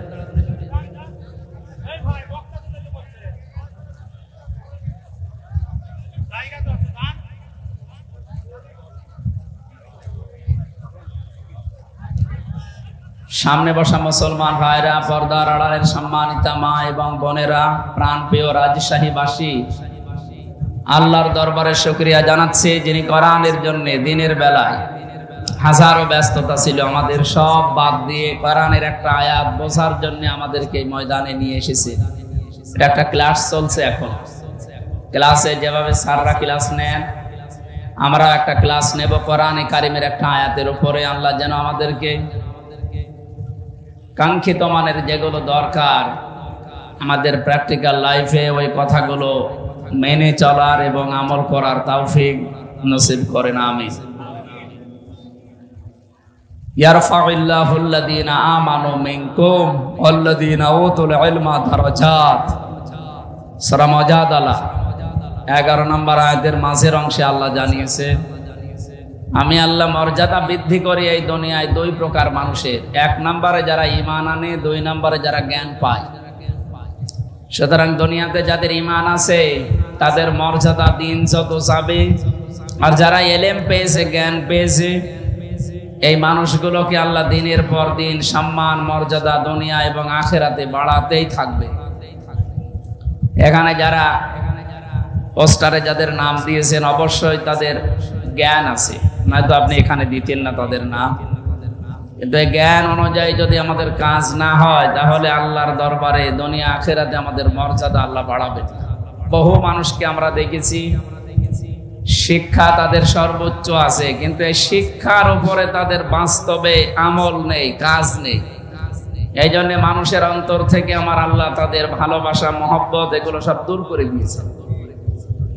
এই 15.5 বছরে এইটাই বেশি ছিল। জ্ঞানী মানুষ ছিল না দায়িত্বে তা না, বহু জ্ঞানী মানুষ ছিল, কিন্তু তারা জ্ঞান পাপী। জ্ঞান অনুযায়ী যদি কেউ আমল না করে, কাজ না করে, ওর জ্ঞান কোনোদিন ওকে এই শিক্ষা দিতে পারে না যে একটা অবৈধ জিনিস আপনি বৈধ বলে চালিয়ে দেবেন। এই 15.5 বছরে দেশে যে নির্বাচন হয়নি এটা শয়তানও জানে, কথা বলেন না কেন? অথচ যিনি পালিয়ে গেছেন উনি এখন বাইরের বিভিন্ন মডেলদেরকে, আজকে আমেরিকায় ভোট হচ্ছে, আমি গোপন কথাটা আজকে না কালকে বলবো ইনশাল্লাহ। সারা বিশ্বের বিভিন্ন মডেলকে এখন আহ্বান জানাচ্ছে, আমি নির্বাচিত সরকার ছিলাম, আমাকে উৎখাত করা হয়েছে। এত বড় মিথ্যা কথা আপনি বলতে পারলেন একটা হাজি সাহেব মানুষ? এই 15.5 বছরে নির্বাচন হয়েছে, আপনি যদি কুকুরকেও জিজ্ঞাসা করেন ও ঘোড়ার মতো হাসবে। কি বলে? হুয়াজি তাবাকুম, আল্লাহ বলেন আমি নির্বাচিত করি। বলেন তো নির্বাচিত করার জন্য যে পদ্ধতি দুনিয়ায় আছে তার নাম আমরা বলি নির্বাচন। নির্বাচন ছাড়া নির্বাচিত হওয়া যায়? বলেন। আপনি একেবারে বিবেক দিয়ে বলবেন 15.5 বছরে কি আসলে নির্বাচন হয়েছে? তাহলে আপনি কি করে বলছেন যে আমি নির্বাচিত ছিলাম? নির্বাচনের আগে 154 জন হয়ে যায়, এরপরে দিনের ভোট রাতে হয়। দিনের ভোট যে রাতে হয়েছে এটার প্রমাণ আমি নিজে, আমার সাথে এক ওসি ছিল কারাগার 3 বছর, আমারে বলছিল হুজুর এই যে নির্বাচনটা গেল, আমি দায়িত্বে ছিলাম ওই সময় ফেনী, আমি আমার লোকজন যা আছে এসআই এবং আমার এই কনস্টেবলদেরকে নিয়ে রাত 12টার পরে আরম্ভ করলাম আল্লাহর নামে ভোট কাটা। একেবারে এইভাবেই বলিস, আমি আল্লাহর নামে ভোট কাটা আরম্ভ করলাম ফজর পর্যন্ত। বাক্স পুরো পূর্ণ করে দিয়ে আমি পাঠিয়ে দিলাম, দিয়ে গোসল করলাম, ওযু করার পরে নামাজে দাঁড়ালাম। নামাজ শেষ করে বললাম আস্তাগফিরুল্লাহ, আমার এই তাওবা কি হয়েছে? বললাম তাওবা হওয়া দূরের কথা, এত তো ভণ্ডামি হয়েছে। কারণ তাওবা কি আপনি আল্লাহর কাছে করছেন, আল্লাহর কাছে দোষ করেছেন হামজার কাছে। কথা বলছে না কেন? এই বাগমারায় 303 লাখ মানুষ আছে ভোটার, এই মানুষগুলোকে আপনি ভোট দিতে দিলেন না। দিনই হবে সেটা আপনি আগেই রাতে করে ফেললেন। যার জন্য করলেন ওই লোকটা কিন্তু আপনার এই পাপের বোঝা কিয়ামতে বহন করবে না, আপনাকে বহন করা লাগবে। আমরা তো এই দেশে তাওবাটা বুঝি না, আমরা দোষ করি একজনের কাছে, স্বীকার করি আরেকজনের কাছে। আপনি যে নামাজ পড়ে এখন ওযু করে গোসল করে আস্তাগফিরুল্লাহ পড়ছেন, আপনি কি আল্লাহর কাছে দোষ করেছেন? আপনি তো দোষ করলেন আমার মতো হামজার কাছে। আগে আমার কাছে স্বীকার করেন যে আমি এই কাজ করেছি। আমি শুধু একা না, এই 15.5 বছর এরকম বহু মানুষ হামজার মতো মারা গেছে, আপনি তাদের কাছে ক্ষমা চাবেন কি করে? সুতরাং যার জন্য যা করলেন সে যাই করে করুক, আপনি কি করলেন বলেন? আপনার দুনিয়াও শেষ, আখিরাতও শেষ আপনার। কারণ যারা জালেম এদের বিরুদ্ধে আল্লাহ নিজে মামলা দায়ের করবে। এই বাংলাদেশের 1628টা চেয়ার আছে, যারা মেন দায়িত্বে আছে আমরা জানি পৃথিবী সাক্ষী দেবে এই 1628টা চেয়ারে যারা ছিল এরা সবগুলো জালেম, হয় জালেম না জালেমদের দোষর। জালেমদের দোষর এবং জালেম যারা এই মানুষগুলোর বিরুদ্ধে মামলা দায়ের করবে কিয়ামতে কে? সুতরাং যিনি পালিয়েছে তাকে থেকে শুরু করে এই দেশে 1628টি চেয়ারে যারাই ছিল এরা সব আল্লাহর মামলার আসামি। এরা কম বেশি জ্ঞানী ছিল না তা না, দুনিয়াবি বলেন এবং দ্বীনি বলেন প্রত্যেকটি বিষয়ে তাদের কম বেশি তাদের জ্ঞান অবশ্যই ছিল, কিন্তু এই জ্ঞান অনুযায়ী তাদের কাজ হয়নি। কোনো জ্ঞান বলে না যে আপনি অন্যায় করেন, বলে, কিন্তু আপনি জ্ঞানটা কাজে লাগাতে পারলেন না। সুতরাং যারা জ্ঞান অনুযায়ী আমল করে না, কাজ করে না, তাদের প্রতি সৃষ্টি জগতের একটা ঘৃণা তৈরি হয়। আল্লাহ সেইটাই তৈরি করে দিয়েছে জালেমদের প্রতি। কারো সহানুভূতি দেখতে পাচ্ছি না। এত মানুষ যে পালিয়ে গেল, অনেককে পিটিয়ে হত্যা করার পরে টাঙিয়ে রেখেছিল আমাদের ঝিনাইদহ কুষ্টিয়ায়। কিন্তু মানুষ দেখে তো একটু আফসোস করবে না, এটা ঠিক হয়নি না, সবাই বলছে আলহামদুলিল্লাহ। তারপরে কি করেছেন আপনি বলেন তো? আপনি জ্ঞান অনুযায়ী কাজ করেন। সামনে যারা আসবে এরা যদি তাদের জ্ঞান অনুযায়ী কাজ না করে, তাদের প্রতি আল্লাহ সৃষ্টি জগতের ভেতর একটা ঘৃণা তৈরি করে দেবে।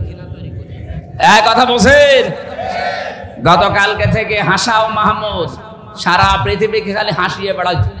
আন্দাজে এক কথা বলতো মানুষ হাসতো, ওর কথার কোনো আগামাতা নেই। তো ডক্টরেট করেছে কে, ওরে ডিগ্রি দিল আল্লাহ ভালো, শয়তান দিয়েছে মনে হয়।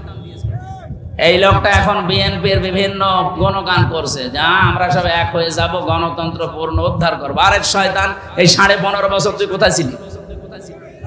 এ দেশটা ধ্বংস করার জন্য যে 5 জন মানুষের ভূমিকা, তার ভেতরে হাসা মাহমুদ একজন।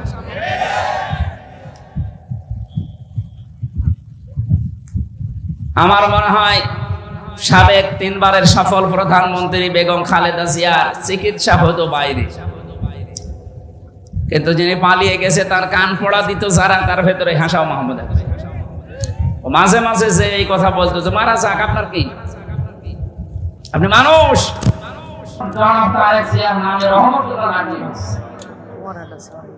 এই শয়তানকে যেন মাফ না করা হয়, বলেন।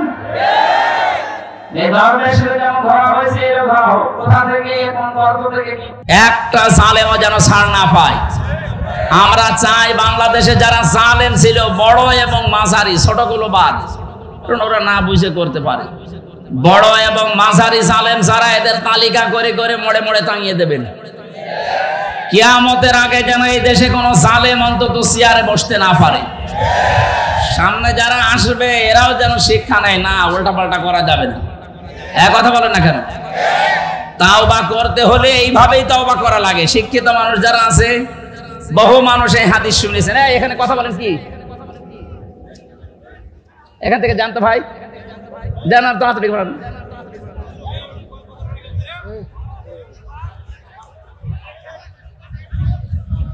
এখানে কেউ আসবেন না, এখানে যেন কেউ না আসে। আপনারা নিজেরা না শুনলে অন্তত যারা শুনতে এসেছে ওদেরকে তো শুনতে দেবেন, নয়তো বেকার ওদের টাকা পয়সা খরচ করে বাড়ি ঘর ছেড়ে এখানে আসলো কেন? এবার ডিস্টার্ব করে দেখেন, দেখেন আপনার কি করি। কথা বলবেন, আইসিলাই এদিকে দেখি থাকেন, দেখছেন না চেহারা কেমন সুন্দর লাগছে, কি গায়ে দিয়েছি। এরপরও যদি আপনি এদিক ওদিকে তাকা, জামাই জামাই লাগছে না, আর জামাই হওয়া সম্ভব। আজকের সভাপতি ওনার জন্য দোয়া করছে, আল্লাহ রাব্বুল আলামিন তাকে যেন একটা সন্তান দিয়ে ধন্য করে। আমরা পরিবার আজকে দোয়া চাচ্ছিল আমাদের কাছে যে আমাকে আল্লাহ যেন একটা সন্তান দেন। এখানে হাজারো নেককার মানুষ এসেছে। আমাদের জাতির পিতা ইব্রাহিম আলাইহিস সালাম দোয়া করেছিলেন 84 বছর বয়সে, রব্বি হাবলি মিনাস সালিহিন, হে আল্লাহ একটা নেককার সন্তান দাও। আল্লাহ রাব্বুল আলামিন তাকে যেন একটা নেককার সন্তান দিয়ে তার স্ত্রীর কলটা পূর্ণ করেন, বলেন আমিন। আমরা কথা বলতে চাচ্ছিলাম যে এই যে ওসি সাহেবের যে তাওবা, এই তাওবাটা আসলে ভণ্ডামি প্রতারণা ছাড়া কিছু হয়নি। উনি তাওবা করছে আল্লাহর কাছে। অপরাধ করলেন আপনি আমাদের কাছে, আর আল্লাহর কাছে তাওবা করবেন মানে? এই 15.5 বছরে যারা জালেম ছিলেন, মানুষের উপরে অত্যাচার, জুলুম, নির্যাতন, আয়না ঘর বানিয়েছিলেন, গুম খুন, ইলিয়াস আলীকে আজও পাওয়া গেল না। আপনি কত বড় মানবতা বিরোধী অপরাধ এটা জানেন? ইলিয়াস আলীর সন্তান এই যে মেয়েটাকে কোলের ভেতরে নিয়ে বলছিল, ঠিক আছে আমি দেখতেছি তোমার বাবা কোথায় আছে, অথচ তাকে তখন মেরে ফেলেছি। আপনি এত বড় একটা নাটক করতে পারলেন? এই পৃথিবীতে যারা মিথ্যা কথা বলে তাদের উপরে আল্লাহ নিজে বলেন আমি লানত দান করি। সুতরাং উনি যে মিথ্যা কথা বলে বা বলেছে, এখনো বলে বেড়াচ্ছে যে আমি নির্বাচিত ছিলাম, এটা পুরো মিথ্যা কথা না? হ্যাঁ বলেন। এটা যদি নির্বাচিত হওয়ার দাবি করে তাহলে ওসি সাহেব কি মিথ্যা কথা বলছে? এরকম বহু ওসি এই কাজ করেছে বাংলাদেশে, কারণ পুরা প্রশাসনকে ব্যবহার করেই তারা টিকেছিল। ডক্টর মোহাম্মদ ইউনূস এটা বুঝতে পেরেছে, এই জন্য যেই কয়জন এই জালেমকে টিকিয়ে রাখার জন্য প্রশাসনে কাজ করেছিল সবগুলোকে পাছায় লাত্তি দিয়ে খেদিয়ে দিয়েছে। তার ভেতরে ডিআইসি হাবিব একজন, এই মনিরুল একজন, এখন যেটা ধরা পড়েছে আব্দুল্লাহ মামুন, আর একটা পালিয়ে গেছে এই বে নজির, ওর কোনো নজির নেই, ওরে মনে হয় পিটিয়ে মারা দরকার। এই শয়তান জালেম একা কিচ্ছু করতে পারতো না। হ্যাঁ দাদা বাবুদের ইশারা আছে ঠিক আছে, কিন্তু এই মানুষগুলোর সাহায্যের কারণে সে এগিয়েছে। যে জালেম গুলো এভাবে পেছন দরজা দিয়ে শুধু নাড়াচাড়া দিয়েছে, তাদের একটাকেও যেন অন্তত এদেশে শান্তিতে থাকতে দেওয়া না হয়।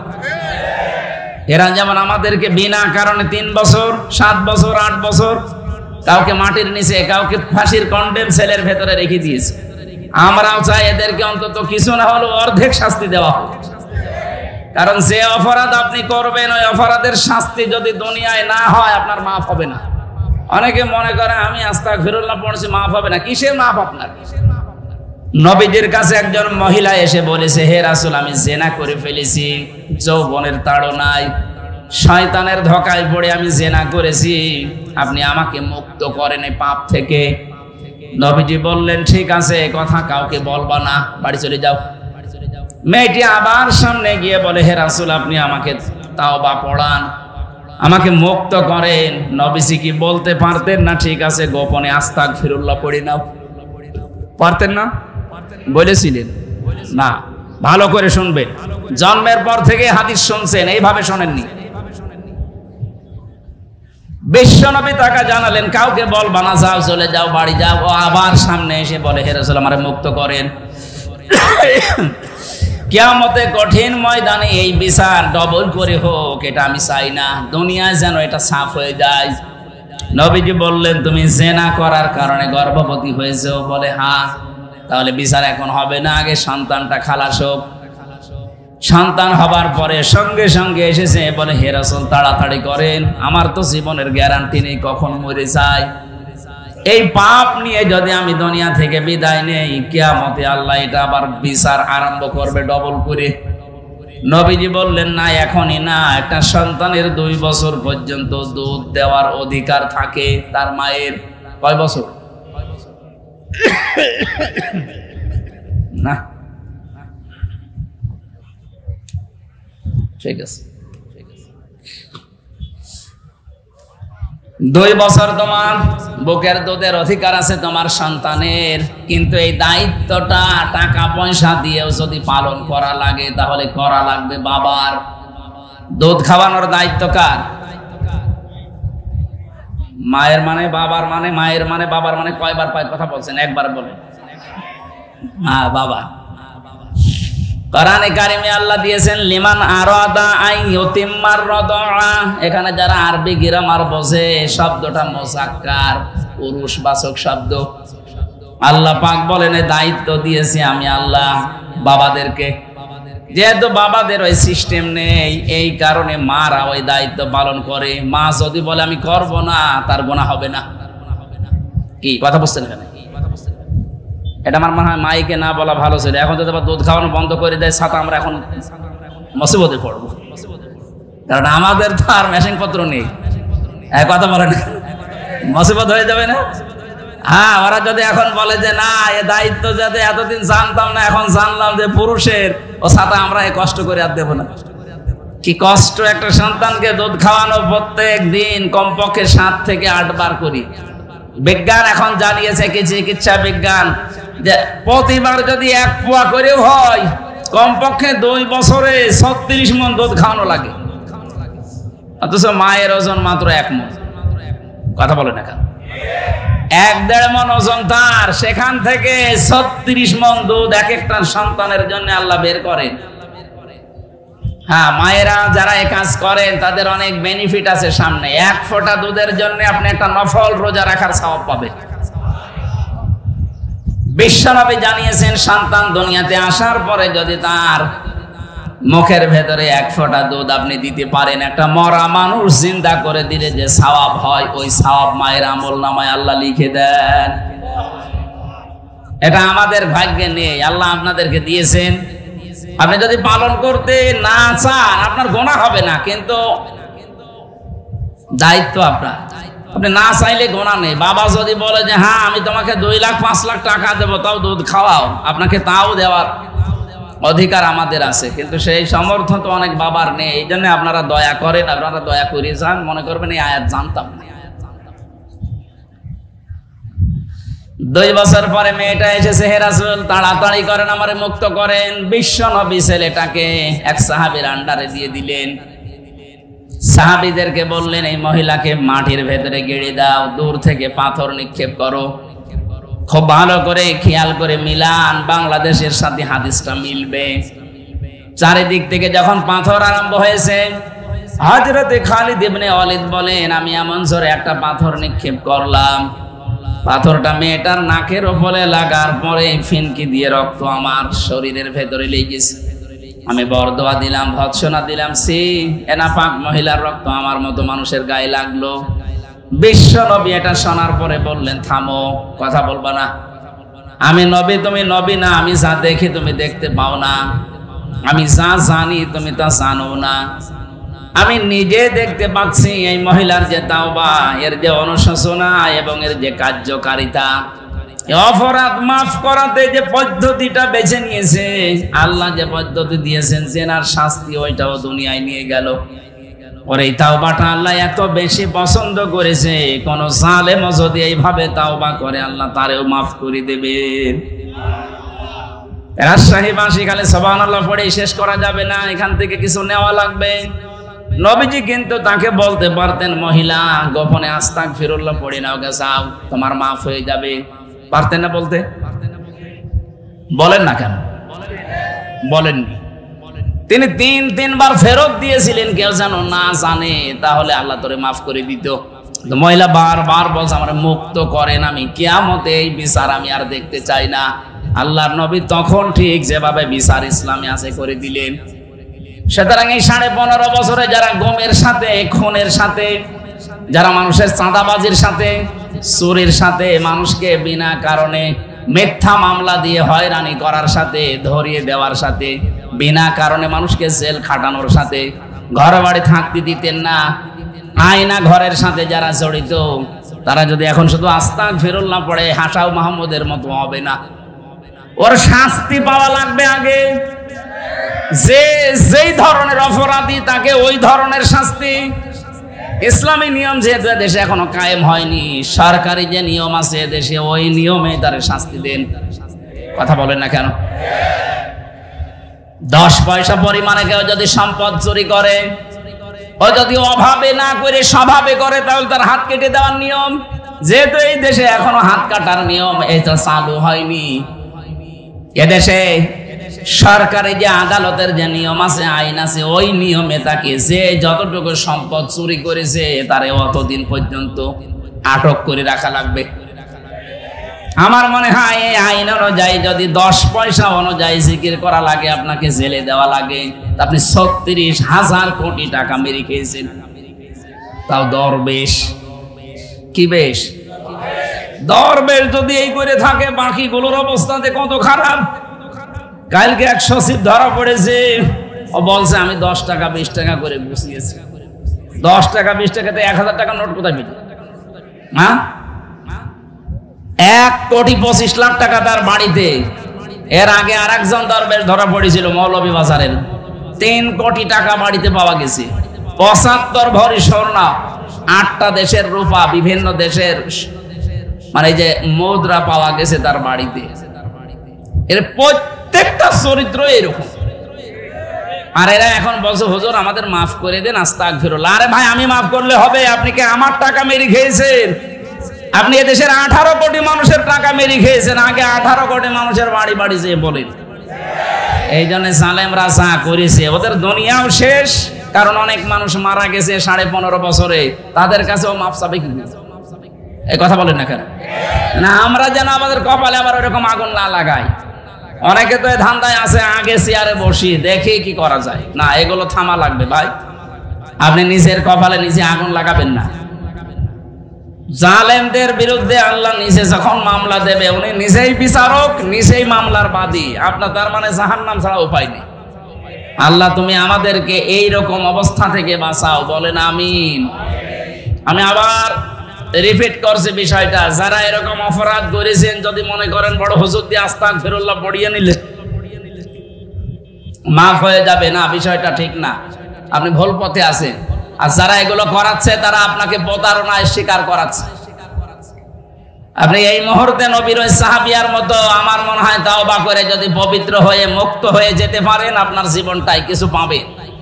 আর যদি এইভাবেই মারা যান, মরণের পরে আল্লাহ আপনার এই পাপের জন্য, কেউ যদি গুমের সাথে জড়িত থাকে, কেউ যদি আয়না ঘরের সাথে জড়িত থাকে, কেউ যদি মানুষকে বিনা কারণে মিথ্যা মামলা দিয়ে আটক করায়, এই পাপের সাথে জড়িত থাকে, নাকি এই পাপ দুনিয়ায় ছিল না? বলেন। সারা বাংলাদেশে কোনো পাপ যদি নাও থাকে, এই পাপটা ছিল। আন্দাজে মিথ্যা মামলা দিয়ে তারা বছরের পর বছর জেল খাটিয়েছে। কত মানুষকে 15.5 বছর বাড়িতে পর্যন্ত থাকতে দেয়নি। ধানের খেতে, বাঁশের খেতে, বিভিন্ন জায়গায় মানুষগুলো থাকতো। আপনি এই অপরাধের জন্য আস্তাগফিরুল্লাহ পড়বেন, আল্লাহ মাফ করে দেবে, তাহলে ওর প্রতি অবিচার হবে না? আল্লাহ কি অবিচার করে? বলেন বলেন। ন্যায় বিচারের স্বার্থে হলো আপনাকে আমি আহ্বান জানাচ্ছি, যার যে অপরাধ যার কাছে, তার কাছে যে স্বীকার করে। আর আগামীতে এই পাপ আর এই পৃথিবীতে যেন না হয়। আল্লাহ আমাদেরকে সাহাবিয়ার মতো তাওবা করার তৌফিক যেন দান করেন, বলেন আমিন। সুতরাং যারা আজও বিশ্বের মডেলদের সিম্পিতি পাওয়ার জন্য এই মিথ্যা কথা ছড়াচ্ছেন যে আমরা নির্বাচিত ছিলাম, এ কথা আপনি বন্ধ করেন। নয়তো নামের আগে যে হাজী সাহেব, এটা পাজি সাহেব হয়ে যাবে। বলেন। যে আল্লাহ আমাদেরকে কোরআনের কিছু হেদায়েতমূলক কথা শোনানোর জন্য এখানে বসিয়েছেন। অনেক মানুষ ছিল এলাকায়, সবাইকে আল্লাহ নেয়নি, নিয়েছে। কারণ এখানে আসার জন্য যেটা এটা ইবাদত, ইবাদত করার জন্য আল্লাহর দয়া লাগে। আল্লাহ রাব্বুল আলামিন ওই মানুষকে ভালোবাসেন যাকে ইবাদত করার মতো যোগ্যতা দেন। আজকে যেহেতু একটা ইবাদতের সময় সুযোগ আমরা বের করতে পেরেছি আল্লাহর কাছ থেকে, বলেন তো আলহামদুলিল্লাহ। দরুদ আর সালাম পড়ছে আমাদের নবী মুহাম্মদুর রাসূলুল্লাহ সাল্লাল্লাহু আলাইহি ওয়াসাল্লামের প্রতি। কিয়ামতে যার সুপারিশ ছাড়া কেউ জান্নাতে যেতে পারবে না। আপনি নিজের আমল নিয়ে নিজে জান্নাতে, না, সম্ভব না। যদি 1 গ্লাস পানির হিসাব আল্লাহ জিজ্ঞাসা করে, আপনি পারবেন না। পারবেন? এজন্য সুপারিশ লাগবে। যিনি সুপারিশ করবেন তার উম্মত হওয়ার যোগ্যতা আমাদের অর্জন করা দরকার। কোরআনে কারীম জানিয়েছে, ইয়াউমাইযিল লা তানফাউশ শাফাআতু ইল্লা মান আযিনা লাহুর রাহমানু ওয়া রাদিয়া লাহু কাওলা। সূরা তাহা 109 নম্বর আয়াতে আছে, ইয়াউমাইযিন, সেই দিন, লা তানফাউ, নাফা, ইয়ানফাউ মানে উপকার পাওয়া। এটা মুজারি, বর্তমান, ভবিষ্যৎ, প্রেজেন্ট, ফিউচার, দুইটা কাল দিয়ে আল্লাহ জানিয়েছেন। এখন যারা মারা যাচ্ছে, ওদের জন্য যদি দুনিয়ায় কেউ আল্লাহর কাছে দোয়া করে, সুপারিশ করে, প্রার্থনা করে, বলে আল্লাহ মাফ করো, মাফ করছে না, ভবিষ্যতে কিয়ামত পর্যন্ত নবীর সুপারিশও কবুল হবে না। ইল্লা মান আযিনা লাহুর রহমান, যার প্রতি আল্লাহ রহমান নিজে ইজেন না দেবেন, অনুমতি না দেবেন। আয়াত থেকে শিক্ষা পেয়েছি আমরা দুইটা। আমার জন্য নবী কিয়ামতে যদি শুকরিয়া আদায় করে, আমার জন্য যদি সুপারিশ করে, প্রথম নাম্বারে আমার প্র্যাকটিক্যাল লাইফ যেটা, জীবন যেটা, এই বিশাল জীবনের উপরে আল্লাহর রাজি থাকা লাগবে। আর রাজশাহীবাসী এবার নিজের দিকে তাকিয়ে বলেন তো, আপনি তো নিজেরটা নিজে জানেন, যা করছেন, যা করবেন, এর উপরে আমার আল্লাহ রাজি আছে। আপনার বিশ্বাস হয় যে আল্লাহ রাজি হয়ে গেছে? না। এখনই আমাদের মন ডেকে বলছে না যে হ্যাঁ আমি যা করছি আল্লাহ রাজি আছে? না, এটা সম্ভব না। আমাদের মনে জীবনও সায় দেবে না। নবী পর্যন্ত মাঝে মাঝে বলতেন আল্লাহর দয়া ছাড়া, রহমত ছাড়া কেউ জান্নাতে যাবে না। সাহাবীরা বলতেন হুজুর আপনি বিশ্ব নবী বলেন না, আমিও পাবো না। বলেন তো যারা আগে পেছনের সব অপরাধ আল্লাহ মাফ করে দিয়েছে, তার যদি হয় মনের অবস্থায়, তা আমাদের কত অবস্থা থাকা দরকার। সেই টেনশন টেনডেন্সি আমাদের ভেতরে এখনো উদয় হয় না। কিয়ামতের জন্য সুপারিশ পাওয়ার জন্য প্রথম যোগ্যতা অর্জন করতে হবে এখন থেকেই। বাকি যতদিন বেঁচে আছি এমন জীবন তৈরি করব যে জীবনের উপর আমার আল্লাহ রাজি আছে। কথা বোঝা গেছে? রাদিয়াল্লাহু কাওলা, দ্বিতীয় নাম্বার তো আরো কঠিন। আল্লাহ পাক বলেন যার কথা শুনতে আমি আল্লাহ রাজি থাকবো।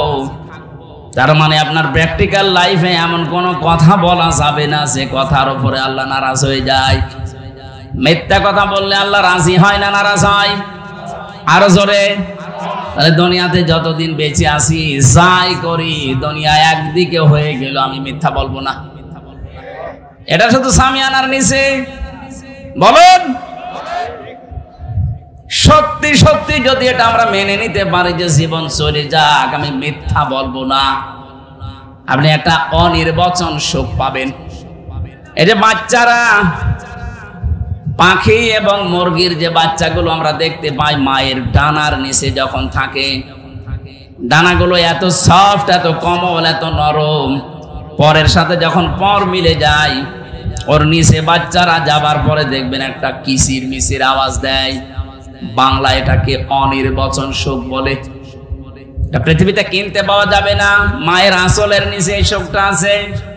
আল্লাহ পাক বলেন মানুষ যখন আমার নিষিদ্ধ কর্ম ছেড়ে দেয়, ওর সামর্থ্য থাকে তারপরও নিষিদ্ধ জিনিস ছেড়ে দেয়, ওকে আল্লাহ একটা আবেশ, একটা আলাদা আনন্দ ওর মনের ভেতরে তৈরি করে দেয়, যেটা টাকা দিয়ে সম্ভব না।